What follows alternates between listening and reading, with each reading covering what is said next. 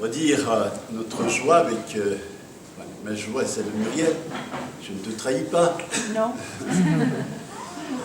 D'être parmi vous encore ce matin et saluer ceux qui nous ont rejoints. Il y a quelques visages connus et je suis très heureux de vous revoir ce matin. Merci aussi pour la confiance que vous me faites. Alors, une confiance qui a été éclairée par une première intervention il y a très longtemps. Donc, voilà. Alors, peut-être que la confiance ne sera pas renouvelée par ceux qui m'ont entendu pour la première fois, on verra. Hein. Et en tout cas, très heureux de pouvoir me donner l'occasion de partager, d'avoir déjà partagé un sujet qui me tient à cœur, qui est donc l'encouragement.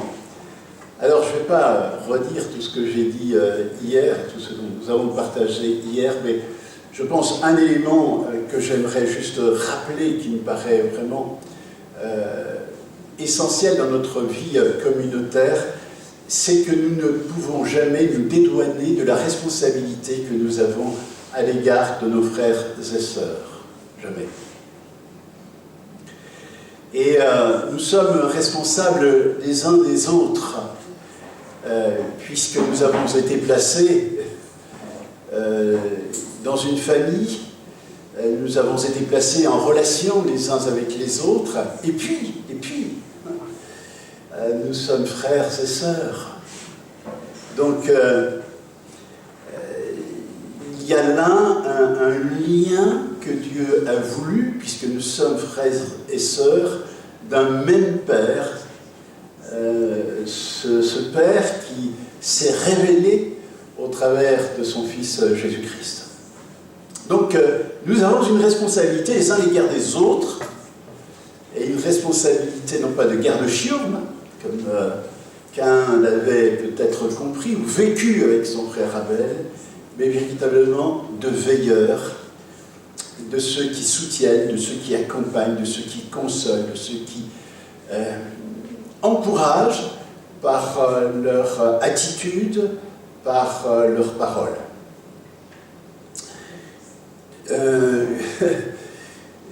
Quand j'ai rejoint une église, je n'avais pas l'habitude d'appeler mes frères et sœurs par mon frère ou ma sœur.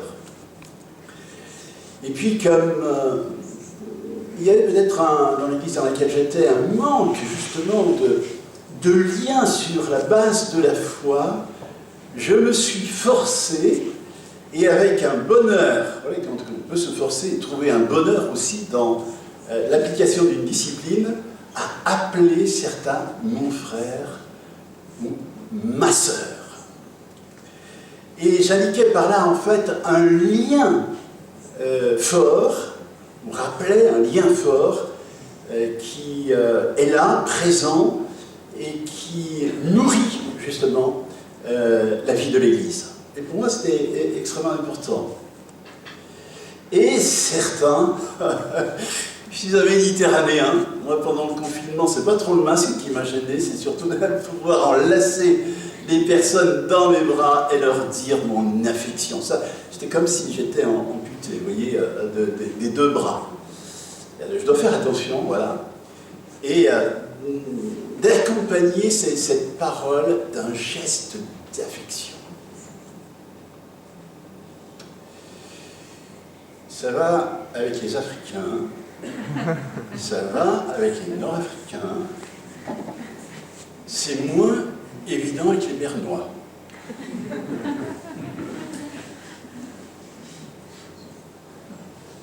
Mais je l'ai fait quand même. Et figurez-vous, qu'ils ont beaucoup apprécié.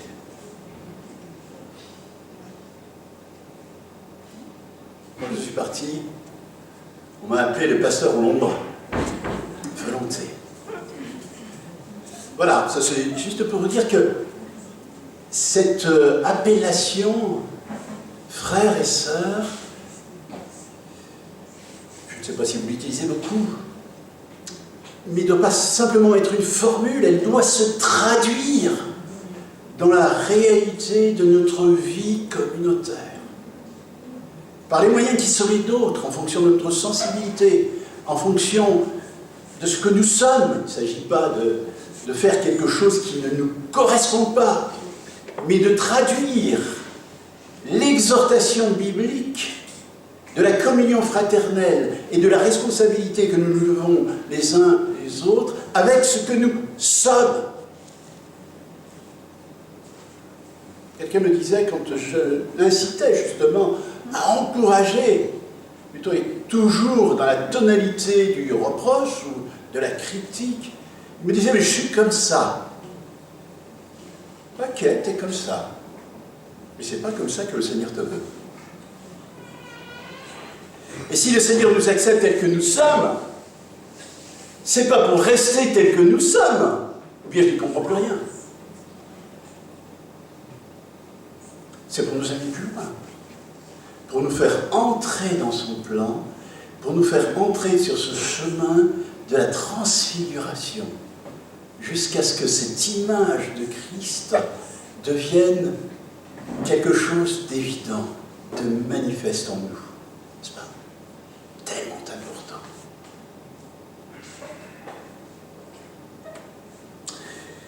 Alors ce matin, j'ai choisi, parce que c'est le culte, on va essayer de faire un message qui soit adapté quand même à notre thème. Et ce message, je l'ai intitulé « Construire ensemble » à partir justement d'un texte, d'un livre plus exactement, que vous connaissez tous, qui a reconstruit les murs de Jérusalem. Qui? Les ados. Néhémie. Voilà, Néhémie, hein? Néhémie. Alors, c'est un défi. Parce que le texte sur lequel je vais m'appuyer est un texte... J'ai peur qu'à la fin du chapitre, vous soyez tous ratatinés, et puis un peu épuisés, et peut-être même au pire ennuyés. Alors ça, c'est pour... Quel chapitre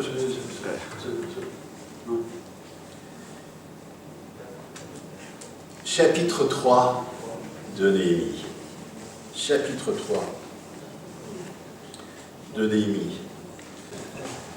Voilà, j'ai mis au pied du mur parce que, en fait, parler de l'encouragement, et il y a quand même un dicton qui dit c'est au pied du mur qu'on reconnaît l'ouvrier. Voilà, le maçon. Au pied du mur qu'on reconnaît le maçon.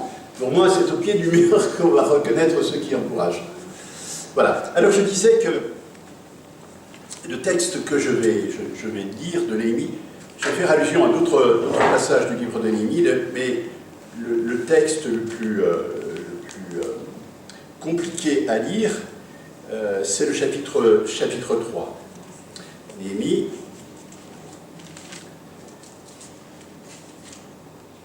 Alors pourquoi c'est le chapitre 3? Parce que c'est une liste de noms.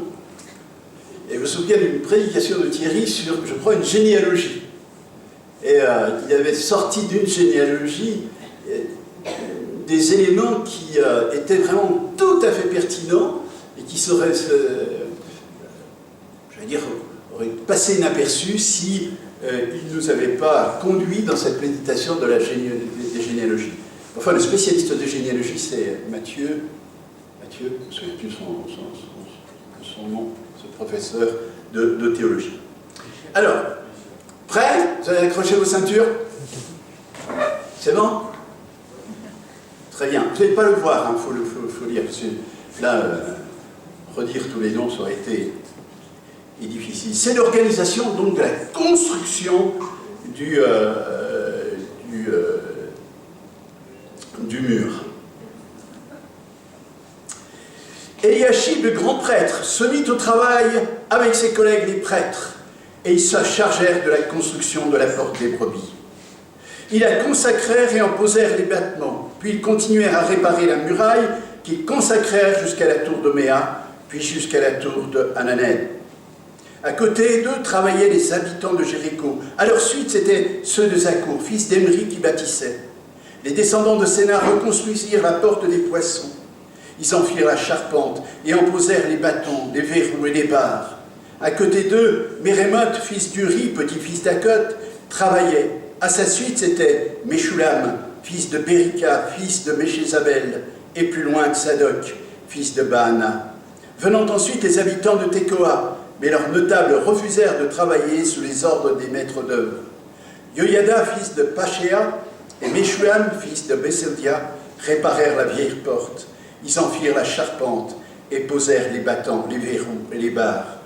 À côté d'eux travaillaient Méasia, le Gabonite, Yadon et le Ménotite, et les gens de Gabaon et de Mitzpah, qui relevaient de la juridiction du gouverneur de la province à l'ouest de l'Euphrate. À côté d'eux travaillait l'orfèvre Ouziel, fils de Haraya, et à côté de lui Anania le parfumeur. Ils restaurèrent Jérusalem jusqu'à l'endroit où la muraille s'élargit. À côté d'eux travaillait Raphaïa, fils de Our, chef de la moitié du district de Jérusalem. À côté d'eux, Yedaya, fils de Haruma, travaillait à la section située en face de sa maison. À sa suite venait Hatouche, fils de Hashbania. Un second secteur de la muraille, ainsi que la tour des fours, furent réparés par Michéa, fils de Harim, et par Hashub, fils de Patin, Moab. Je blaguais, je n'ai pas lu jusqu'au bout. Hein. Voilà, c'est pour que vous puissiez crier un ouf de soulagement quand je dis on va s'arrêter. Voilà, plutôt que voilà, un ouf de désespérance. Construire donc ensemble. Et je vous propose donc 3 points qui vont nous servir de fil conducteur. Se soucier de l'œuvre de Dieu, une prière orientée et construire ensemble. Tout d'abord, se soucier de l'œuvre de Dieu. Vous ne pouvez pas être de ceux qui encouragent si vous ne vous souciez pas de l'œuvre de Dieu. Si vous n'avez aucun intérêt pour l'œuvre de Dieu, c'est-à-dire tout ce que j'ai dit hier ne sert à rien. Alors vous allez dire, oui, mais moi je me soucie de l'œuvre de Dieu. Bien sûr. Mais pour nous, l'œuvre de Dieu, c'est quelque chose d'assez abstrait. L'œuvre de Dieu, c'est la santé de l'Église, c'est la croissance de l'Église, c'est l'œuvre missionnaire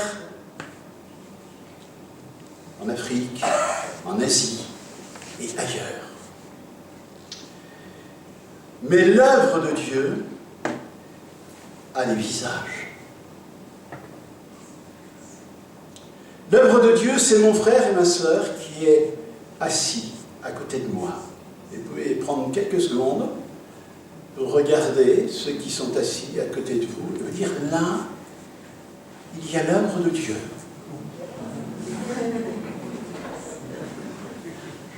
Alors je vois là, la femme qui regarde son mari, il y a encore du boulot. Hein? Il y a encore du boulot. Et l'autre pense la même chose. Se soucier de l'œuvre de Dieu, mais pas de manière abstraite, mais vraiment de manière concrète. Oui, je peux prier pour l'œuvre de Dieu en Afrique. Oui, je peux prier pour l'œuvre de Dieu en Algérie. Oui, je peux prier pour l'œuvre de Dieu en Asie. Mais il faut que cette œuvre de Dieu se concrétise dans mon esprit aussi par le frère et la sœur qui se trouvent à côté de moi. Et c'est véritablement de cette manière aussi dont comprend les choses Néhémie. Lorsque j'entendis ces paroles, alors vous vous souvenez, c'est qu'il reçoit des nouvelles de Jérusalem, et les nouvelles en fait qui lui sont rapportées, ce sont des nouvelles catastrophiques. La ville de Jérusalem est en ruine, les murs sont détruits, c'est catastrophique. Et lorsqu'il entendit ces paroles, il dit ceci: « Je m'assis et je me mis à pleurer pendant plusieurs jours. Je pris le deuil, je jeûnais, je priais devant le Dieu du ciel. » Il nous arrive à tous, j'imagine, d'être tristes. Et il y a multiples sujets de tristesse. Les causes de notre tristesse peuvent être variées et plus ou moins profondes. Tristesse profonde pour les ados lorsque tout à coup, ils ont une mauvaise note à l'école. Enfin, c'est pas trop la mauvaise note. C'est surtout qu'il va falloir le dire aux parents.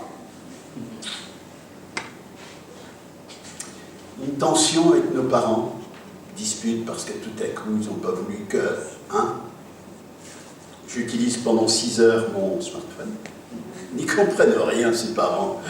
J'ai besoin de mon smartphone.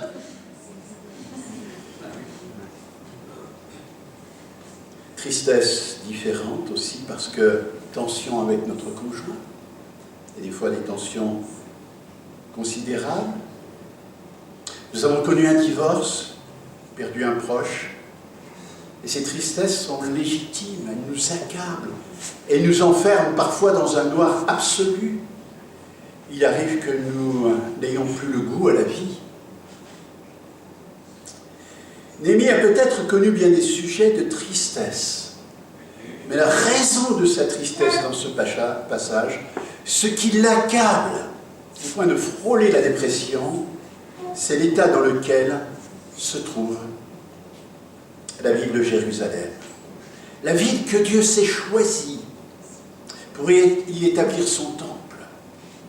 La tristesse de Néhémie reflète son souci de l'œuvre de Dieu. Il a un tel attachement à Dieu qu'il ne peut supporter que Jérusalem, cette ville si chère aux yeux du Seigneur, soit dans un tel état d'humiliation. Car derrière l'humiliation de la ville, c'est le nom de son Dieu qui est humilié. Et cette tristesse de Néhémie nous interpelle et nous interroge, nous questionne. Quelle relation entretenons-nous avec l'Église? Et quand je parle d'Église, je ne parle évidemment pas du bâtiment, je peux parler aussi de l'Église dans sa vie en général. Mais quelle relation entretenons-nous avec ce qui compose la vie d'Église, c'est-à-dire notre vie relationnelle? L'Église est l'œuvre de l'Esprit, il est le temple saint, dit Paul, ou la Jérusalem céleste, pour employer les images de Jean dans son Apocalypse. Nous sentons-nous concernés par la vie relationnelle qui est, je l'ai dit hier, un des aspects essentiels de notre vie communautaire. Vibrons-nous à la qualité ou bien à la pauvreté de nos relations fraternelles? Vibrons-nous aux joies et aux peines de cette dynamique dans l'Église? Si nous partageons avec Néhémie ce souci pour l'œuvre de Dieu, et je le répète, l'œuvre de Dieu a des visages, il y a malheureusement trop souvent de quoi pleurer dans nos églises. Nous est-il déjà arrivé d'être triste en voyant l'œuvre de Dieu être malmenée, en voyant l'œuvre de Dieu être maltraitée, méprisée, parfois ruinée? Je dis triste. Alors parfois ça peut conduire à la colère, mais triste, parce qu'on vit notre vie d'église avec les tripes et avec la conscience de ce que cela peut produire dans le cœur même de Dieu.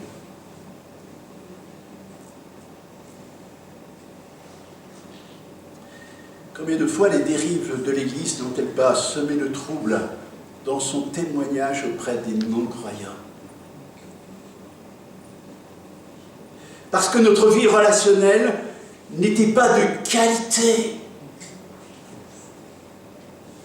Parce que nous n'avons pas su, au fil du temps, nous laisser interpeller par l'amour que nous devons à nos frères et sœurs.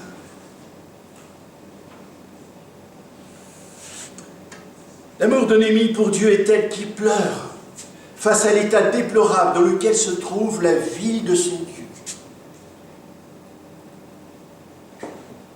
Et construire ensemble une vie d'église où la relation entre frères et sœurs est vraiment au cœur de nos préoccupations commence par cette étape qui est celle d'être profondément attaché à Dieu et à son œuvre. Nous ne pourrons pas construire ensemble une vie relationnelle forte si nos cœurs restent trop attachés à d'autres objectifs que celui de servir les desseins de Dieu, les desseins du Seigneur, qui est celui de l'unité de l'Église et une unité construite sur quelque chose de solide, ces liens d'amour entre nous.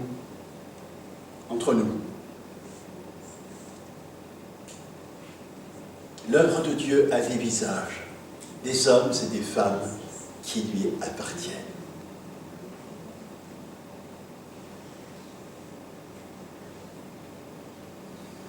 Je vous invite vraiment à faire une liste de tous les membres de l'Église et au fil du temps à prier pour chacun. Sans en omettre aucun, même le frère ou la sœur casse-pied, même le frère ou la sœur qui nous tape sur le système, et pour laquelle ou lequel nous demandons, mais pourquoi Seigneur tu l'as mis à côté de moi ?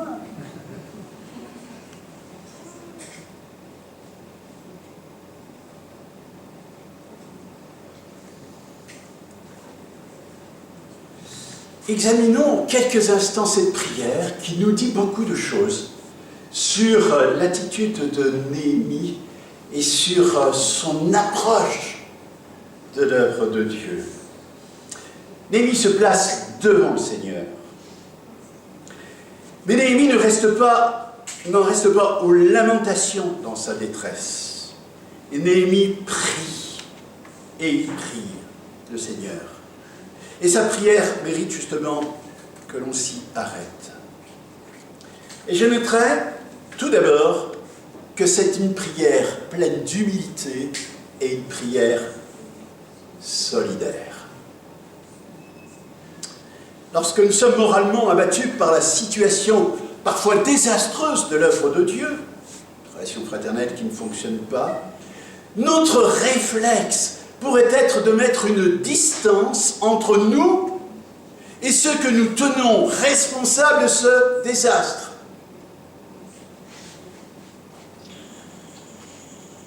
Ah, les évangéliques. Combien de fois je l'ai entendu de la part des évangéliques.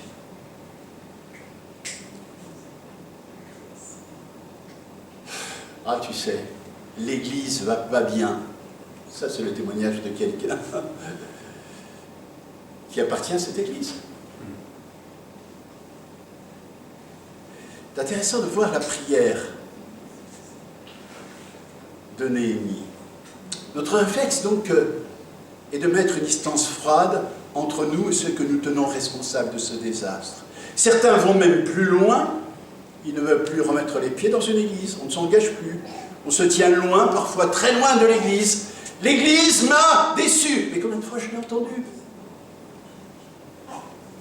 Et en général, quand on me le dit, je dis, est-ce que toi, tu n'as pas déçu l'église? Oui, une fois, nous nous sommes posé cette question. Est-ce que j'ai déçu l'église?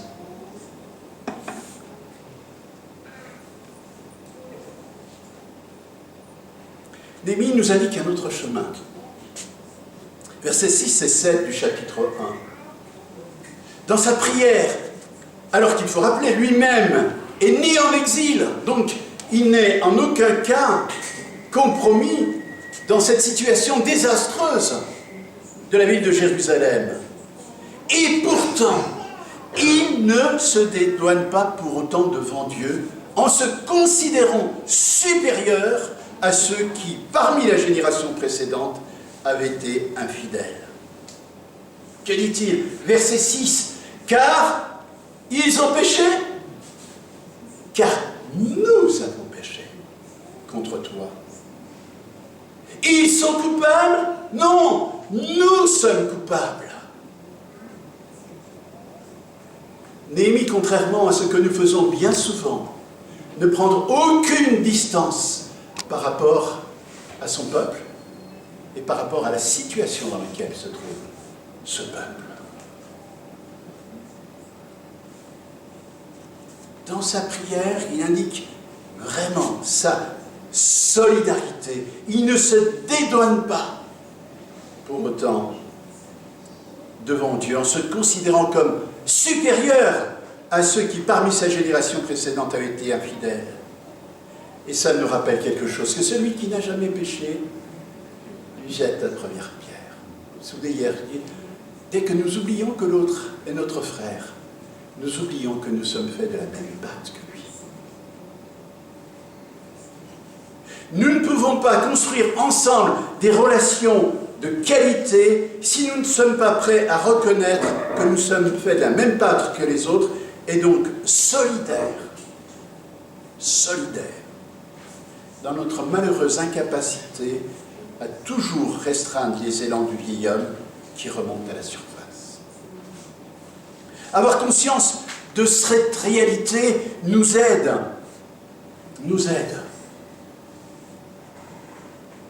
Cela nous aide à intégrer que nous sommes les uns les autres bénéficiaires de la même grâce. Humilité, solidarité, vraiment sont cruciales pour pouvoir encourager les autres.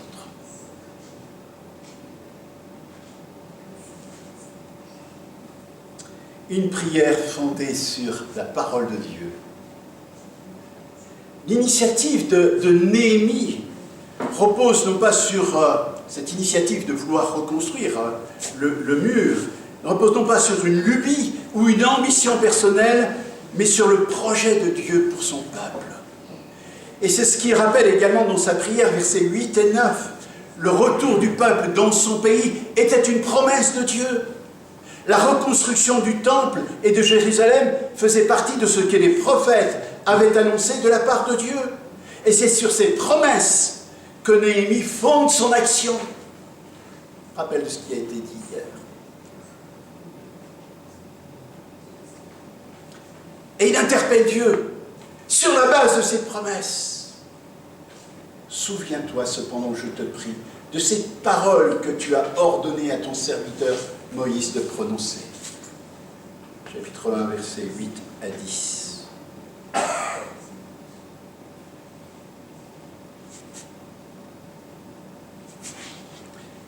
Si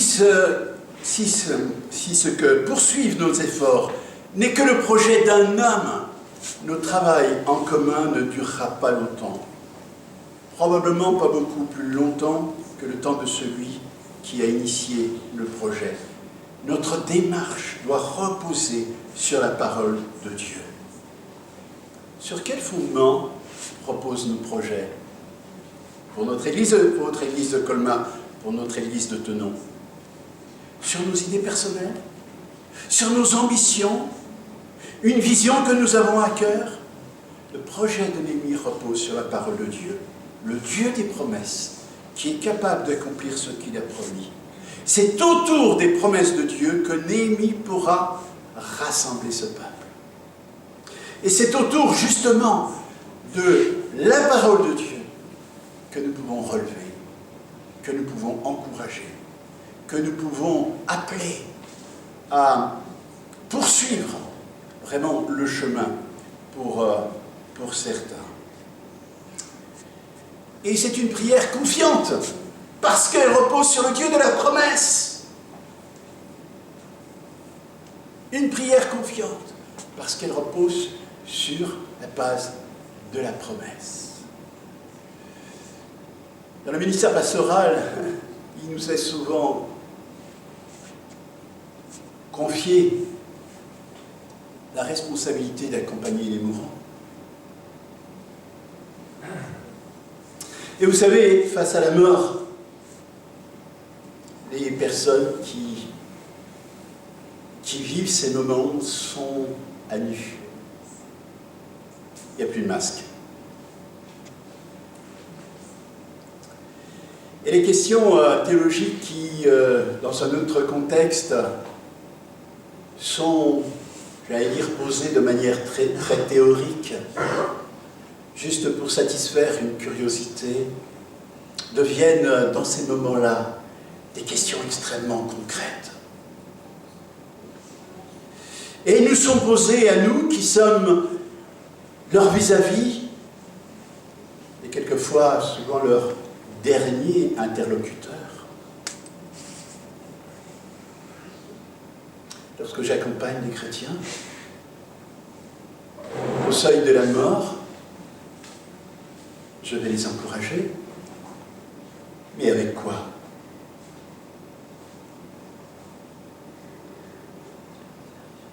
Si ce n'est avec la parole de Dieu et ses promesses. Et la manière dont j'ai intégré ces promesses, la manière dont j'ai intégré ces certitudes.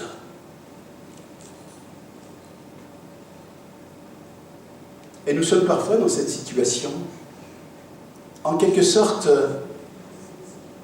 comment dire, c'est assez difficile à traduire le sentiment que j'ai vécu dans ces moments-là. On est en quelque sorte le relais de leur foi. Et ils vont s'appuyer sur nos certitudes, sur nos convictions, sur nos paroles. D'où la responsabilité que nous avons, que ce que nous leur transmettons soit bien inscrit dans la parole de Dieu, issu de l'enseignement des Écritures.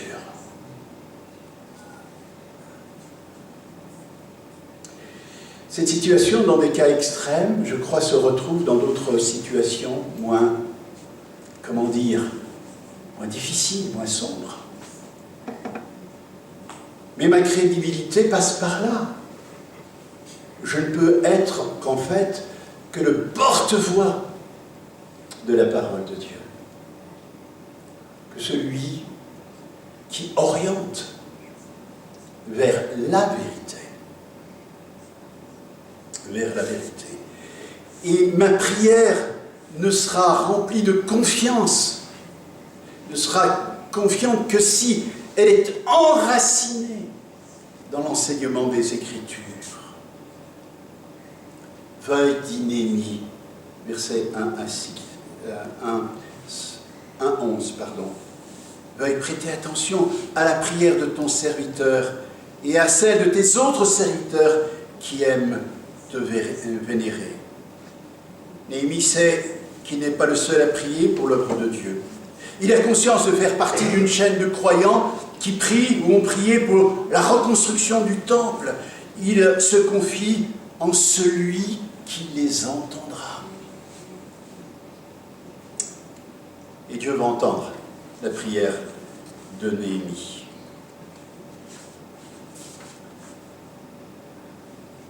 Encourager plutôt que culpabiliser. Alors j'avais mis sur mon document encourager plutôt que casser. Transformer le mot casser en terme plus léger. Mais combien de fois avons nous cassé?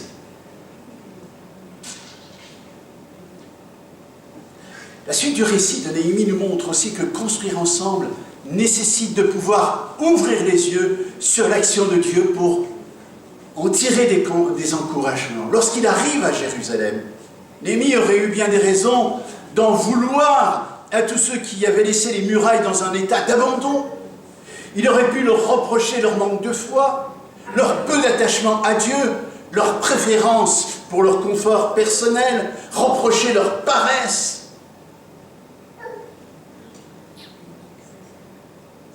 Combien de fois l'avons-nous fait? Si tu donnais un peu plus de discipline, franchement, regarde ton agenda, enfin. Où est la priorité, là? Non. Que fait Néhémie? Il ne perd pas son temps à les culpabiliser, à faire la liste de tous les reproches, tous les manquements. Qu'est-ce qu'il dit? Allons, construisons le rempart de Jérusalem pour que nous ne soyons plus dans une situation d'humiliation. Chapitre 2, verset 17. Puis, il va leur raconter comment il leur raconte ce que Dieu a fait pour lui, comment il a agi, ce que l'empereur lui a dit. Néhémie 2, 18.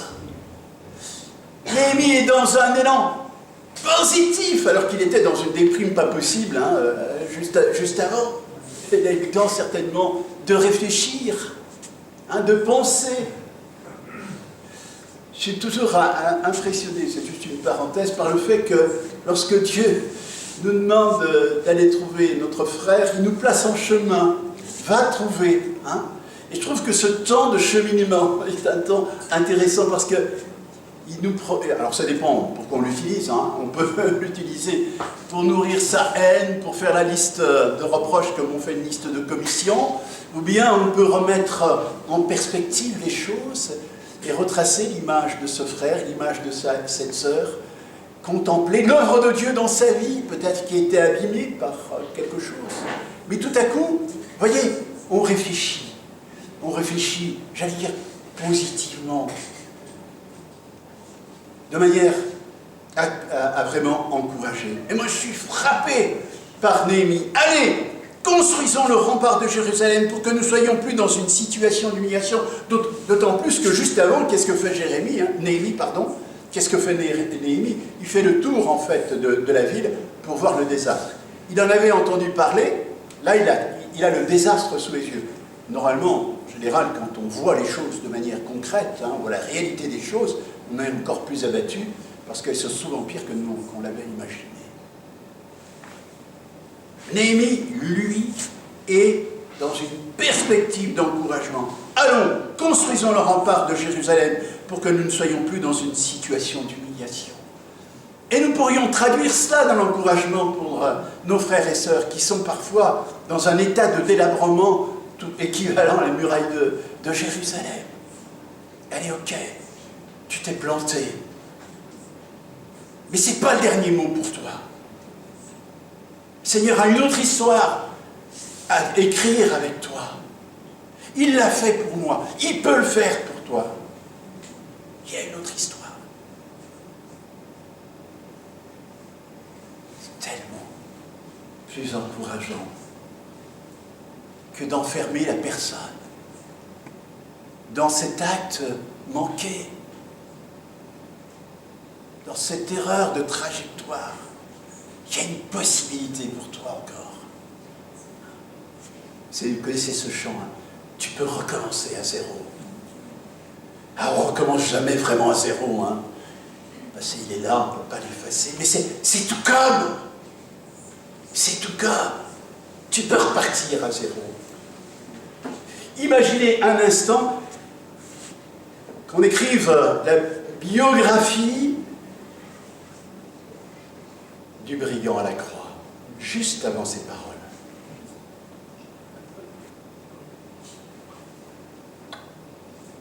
Qu'est-ce qu'on aurait dit? Voyou, malfrat, racaille, pas du 9-3, racaille.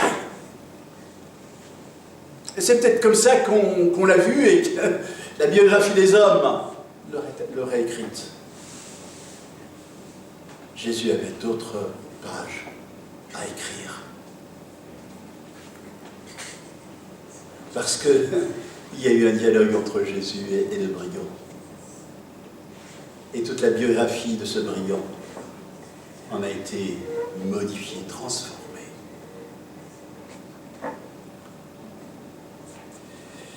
Le témoignage. Nous sommes faits de la même pâte. Moi aussi, je me suis planté. Et puis qu'à mon tour. Mais le Seigneur m'a pardonné. Le Seigneur est un Dieu de grâce. Il a fait de moi ce que je n'aurais jamais imaginé. Il a fait de moi ce que je n'aurais jamais rêvé, osé rêver. Mais comme on ne partage rien, Pas grand-chose. Bon, je dis ça, hein, je lance les choses, je ne sais pas si c'est votre réalité, hein, ça c'est l'avantage quand on est invité, on peut tout dire. De toute façon, après on repart et puis on laisse la charge au pasteur qui reste. Hein. Alain, pardon. Mais comme on ne partage rien, puis je viens à l'étude biblique, je viens au culte, je prie pendant l'étude, donc quelle image on a de moi? De quelqu'un qui a une vie, mais fabuleuse.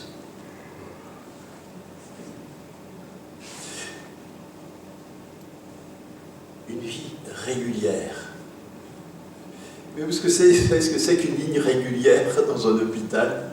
C'est un encéphalogramme plat.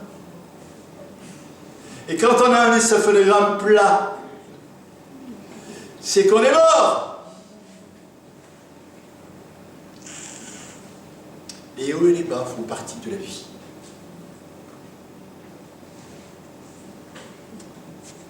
Néhémie a cette conscience chevillée au corps. Tout n'est pas terminé. Tout ne s'arrête pas là. Levons-nous et reconstruisons les remparts de Jérusalem pour que nous ne soyons plus dans l'humiliation. Et puis je vais vous dire ce qui m'est arrivé, ce que je n'osais espérer. Non seulement le roi m'a écouté, l'empereur m'a écouté, mais il m'a donné les moyens de réparer le mur. Si un roi terrestre est capable de nous donner les moyens de réparer les brèches, à combien plus forte raison le Dieu de la création est capable de nous donner les moyens de nous relever et de réparer ce qui a été brisé.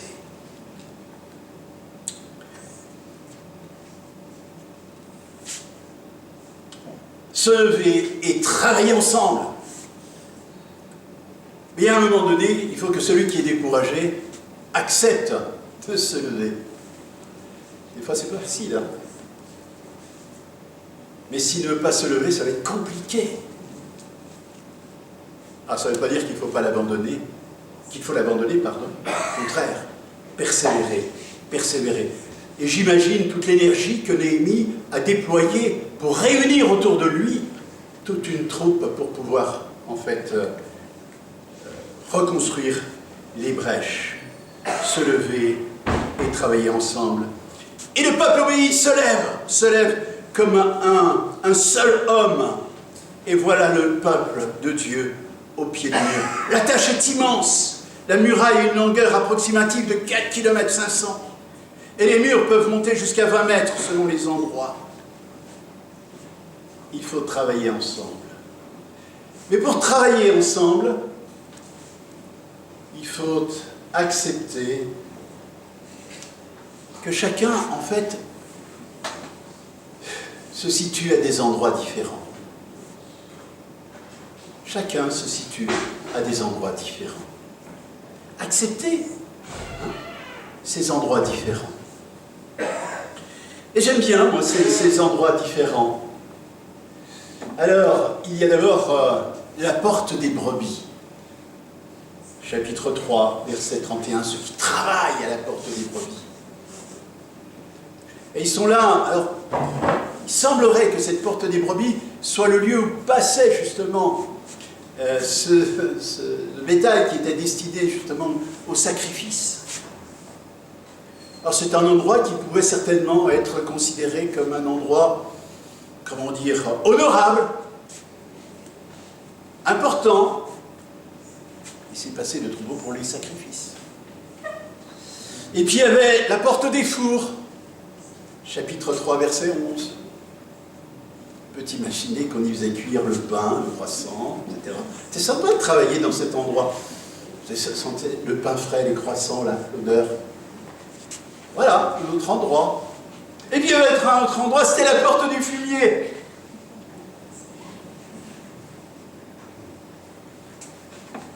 Alors là, c'était pas channel numéro 3. Hein. La porte du fumier, c'est là où passaient les ordures. Pour aller les emmener dans un endroit qu'on appelait la GN. Où est-ce que vous auriez aimé être, vous? Porte du fumier ou porte des brebis ou porte four?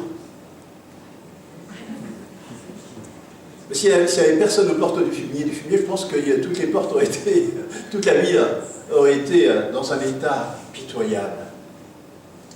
Et puis la porte de la source, lieu stratégique, là où était acheminée l'eau, et qui doit être sécurisée en cas justement d'invasion. Différentes portes acceptées, que l'on soit à des endroits différents, et que l'on œuvre à des endroits différents.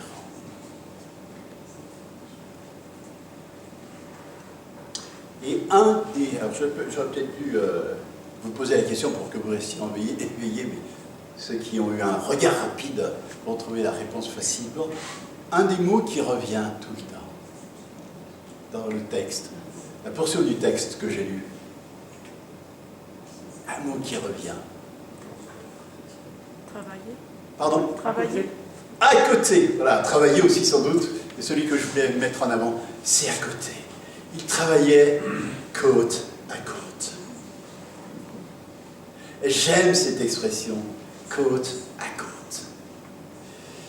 Mais dans nos églises, on est face à face.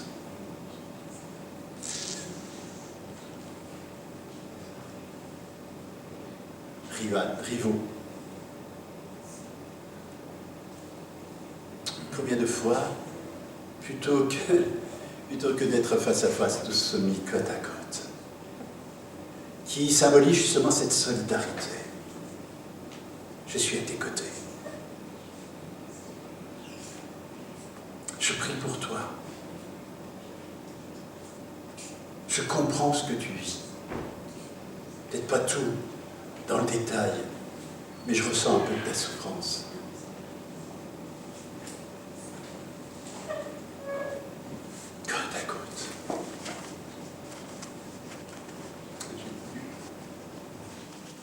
Se mettre côte à côte et non face à face.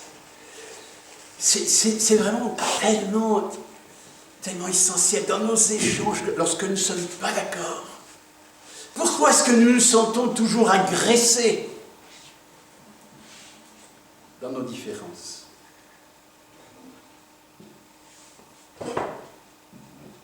Parce que nous sommes face à face et pas côte à côte. Je peux entendre la différence. Je peux entendre que l'autre ne soit pas d'accord avec moi, et parfois sur des sujets tellement fondamentaux. Et je suis avec toi. Je suis de ton côté. On diverge sur ce point, mais je peux t'entendre.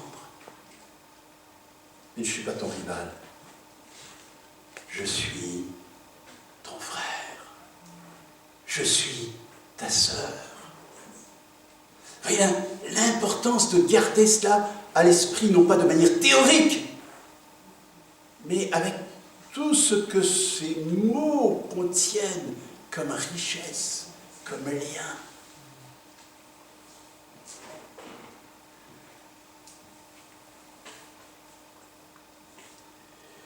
Encourager. Quand chacun est à sa place, quelle que soit sa place, c'est ce que nous avons vu tout à l'heure, que certains acceptent de faire des travaux qui ne sont pas forcément valorisants aux normes de notre société, mais qui sont indispensables et qui font vivre la vie d'Église. Combien j'ai été encouragé par l'implication dans des tâches, tellement peu valorisantes, je le répète, aux critères de notre société. Cette implication forte. De ceux aussi, encouragés pour ceux qui acceptent de donner un coup de main, même si ce n'est pas notre spécialité. Et je suis impressionné par les orfèvres qui deviennent maçons. C'est extraordinaire, qui prennent la truelle, la pelle, le mortier, ils vont avec la bétonnière, je traduis en langage courant, plutôt que de ciseler les objets. Ils acceptent de le faire parce qu'il y a un besoin, pas leur spécialité. Ils ne reculent pas, non, ça c'est c'est pas ma spécialité, je n'y touche pas. Puis c'est quand même dans la vie courante, moi je suis PDG, j'ai quand même 500 personnes sous mes ordres. On le dit jamais comme ça. Alors j'ai pas le temps, je suis tellement occupé, ça c'est comme ça qu'on traduit. On n'est pas compte de mon emploi du temps. Mais quand les personnes acceptent de servir, qu'est-ce qu'on est encouragé?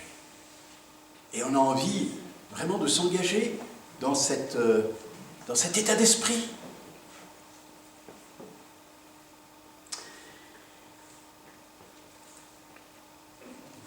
Travailler ensemble les uns côte à côte. Ce type d'engagement dans l'œuvre de Dieu, qui considère justement l'œuvre de Dieu non pas dans une globalité ou dans une vision confuse, mais qui perçoit vraiment dans cette œuvre de Dieu des frères et sœurs, des histoires différentes, et qui s'engage vraiment de manière forte, contribue à la sécurité du frère, de la sœur. Parce que ce qui est fondamental de se souvenir, c'est que ma sécurité dépend aussi de la manière dont je m'implique dans l'œuvre de Dieu. Et c'est vrai dans la construction des murs de Jérusalem. Imaginez un instant que tel ou tel ne fasse pas bien son travail, le fasse en dilettante, ou bien c'est dit, bon, allez, je vais travailler 30 minutes, et puis je me reposerai pendant 4 heures, j'irai fumer ma clope. Il ne fallait pas le dire, ça. Je ne fume pas. Pour que vous continuez à m'écouter, je vous dis ça. Bref, voyez ce que je veux dire. Si c'est mal fait, si la pierre n'est pas soigneusement posée, si elle n'est pas consolidée, c'est toute la solidité du mur qui est mise en danger, et l'ennemi s'infiltre dans la construction. Si la qualité de notre vie relationnelle n'est pas travaillée, améliorée, si nos liens ne sont pas nourris, alors l'Église se fragilise et l'ennemi s'introduit. Ma sécurité ne dépend pas uniquement, bien sûr, c'est la grâce de Dieu, mais c'est aussi la grâce de Dieu qui délègue dans un certain sens une responsabilité à la sécurité de notre Église. Ma sécurité dépend de toi. Elle dépend de toi. Dépend de toi. Et ta sécurité dépend de moi. Dans le Nouveau Testament, l'Église, fondée sur cette pierre qu'est l'Église, est comparée à un édifice en construction. Et par la grâce de Dieu, nous sommes à la fois les pierres de cette construction et en même temps ceux qui contribuent à son édification. Et ce texte de Néhémie nous invite à nous interroger sur la manière dont nous nous engageons dans l'œuvre que le Seigneur nous confie. Et pour vous, l'œuvre que le Seigneur vous confie, immédiatement, c'est l'œuvre dans l'église de Colmar. C'est l'œuvre auprès de votre frère et de votre sœur. C'est bien sûr l'œuvre aussi de témoignage à l'extérieur. Mais notre témoignage à l'extérieur dépendra de notre témoignage à l'intérieur et de la qualité de notre relation les uns avec les autres. Avec quel esprit est-ce que j'œuvre dans et pour l'Église avec mes frères et sœurs?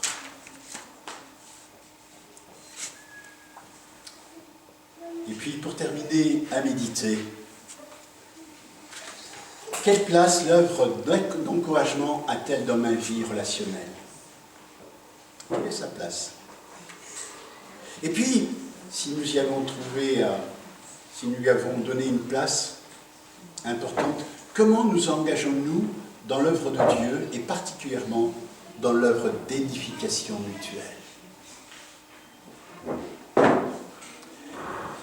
Je vous encourage, alors c'est juste un aspect très, très pratique. Vous connaissez sans doute les groupes de croissance qui en général sont pour but de l'évangélisation, le contact avec les gens de l'extérieur.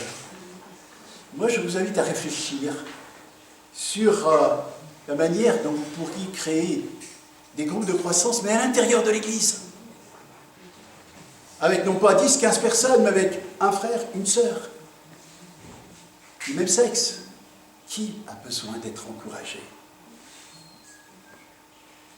sur tel ou tel aspect. Et de vous rencontrer une fois par mois, et on partage, et on prie ensemble, l'un pour l'autre.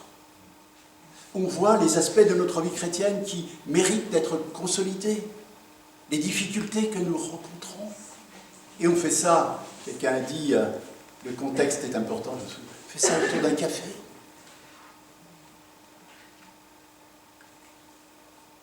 Autour d'un thé, aussi c'est possible, mais dans un contexte convivial.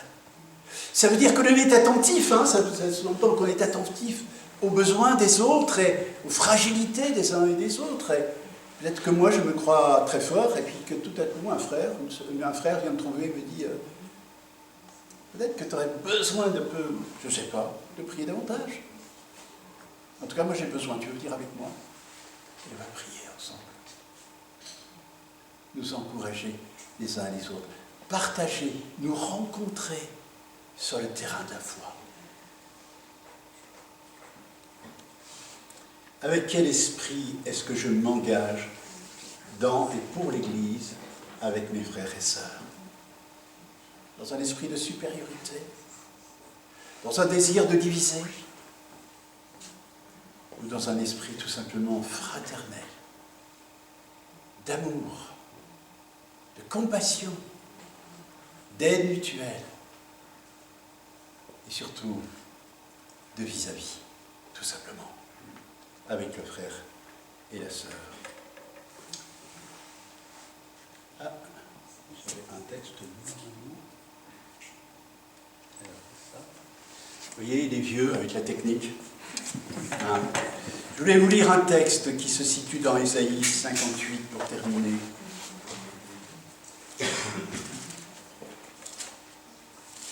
Et c'est ma prière, vraiment pour moi, pour notre Église à Thonon. C'est ma prière aussi pour vous. Un beau texte. Si du milieu de toi tu supprimes le joug de l'oppression, les gestes menaçants et les propos méchants, si tu donnes ton pain à celui qui a faim, ça peut être un pain spirituel, et tu pourvois aux besoins de l'opprimé. Des fois, c'est libérer certains de la culpabilité. Ta lumière, et on s'y retrouve toujours quand on s'engage dans l'œuvre du Seigneur, ta lumière luira pour toi au milieu des ténèbres. Et ton obscurité se changera pour toi en clarté de midi. L'Éternel te conduira constamment. Il pourvoira à tes besoins dans les déserts arides. Il te fortifiera physiquement et tu ressembleras à un jardin bien arrosé, à une source vive, aux eaux intarissables. Toujours peur de manquer quand on donne. Les tiens rebâtiront les ruines d'autrefois et tu relèveras les fondements posés dans les siècles passés. Et j'aime ça. C'est ma prière vraiment pour moi personnellement, mais pour chacun d'entre vous. Que votre réputation soit celle-ci. On t'appellera réparateur des brèches. Réparateur des brèches. Le restaurateur des chemins qui rend le pays habitable.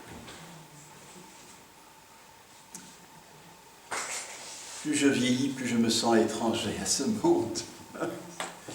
Ce qui est une bonne chose parce que ça me fait aspirer à à la vie éternelle. Mais quand même, si pendant que le Seigneur me donne quelques semaines, quelques mois ou quelques années à vivre, que ceux qui m'entourent puissent, par leur encouragement, par leur accompagnement, rendre mes chemins, mon pays, habitable. Réparateur de brèches. Ah, lui, elle, c'est un réparateur, réparatrice de brèches. Elle, lui, a rendu mon espace de vie habitable. C'est un beau programme, ça, pour notre vie, pour notre Église, pour la nôtre. Amen. Amen. Amen. Il était à Tizi, hein. Les murs vibreraient. Que le Seigneur vraiment nous aide à être de ceux qui encouragent, de ceux qui accompagnent, de ceux qui bâtissent ensemble des murs peut-être encore pas tout à fait finis ou qui réparent des murs qui ont été ébranlés. Et que le Seigneur nous garde d'être des créateurs de brèches, des constructeurs de routes inutilisables ou des ouvreurs de chemin sans issue. Amen. Je vous invite à prier.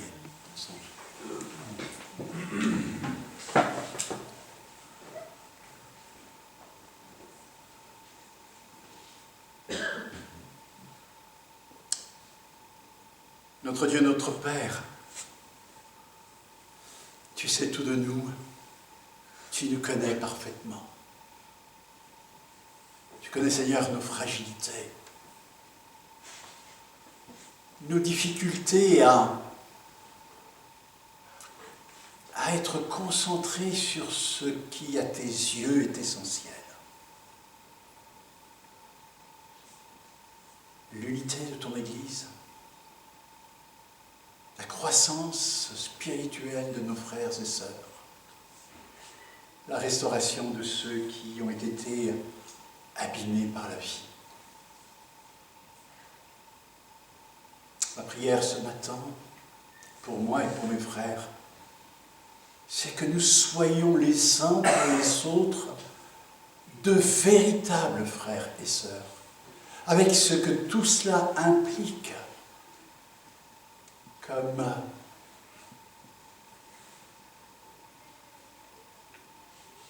comme nature profonde, comme chemins à parcourir, comme réorientation de notre regard. Seigneur, sans toi, nous le reconnaissons, nous le confessons, nous sommes démunis. Et nous avons besoin, notre Dieu, de l'action de ton Esprit Saint dans notre vie pour transformer notre esprit, transformer notre manière de penser, transformer notre regard, en un mot, transformer notre cœur. Viens, Seigneur, appliquer dans nos cœurs ce qui est le cœur de ton évangile. L'amour pour toi et l'amour pour les autres. Qu'au cœur, Seigneur, de notre vie d'Église, au cœur de notre vie d'Église, tu fasses retentir l'amour que nous avons pour toi, le désir de te glorifier, la volonté vraiment que ta face luise à l'intérieur de nos communautés.